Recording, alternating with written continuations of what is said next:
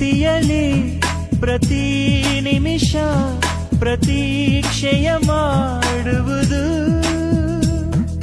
ಸ್ವಾರ್ಥದಲ್ಲಿ ಪ್ರತಿ ಕ್ಷಣವು ಪ್ರತಿಷ್ಠೆಯ ತೋರುವುದು. ಎರಡೆರಡು ಭಾವಗಳಿವೆ ಈ ಹೃದಯಕ್ಕೆ, ಎರಡೆರಡು ಭೇದಗಳಿವೆ ಈ ಮನಸ್ಸಿಗೆ. ಇದೇ ಎಲ್ಲರ ಲಕ್ಷಣ ದರ್ಶನ, ಇದೇ ಮನುಜರ ಬಣ್ಣದ ವೇಷ.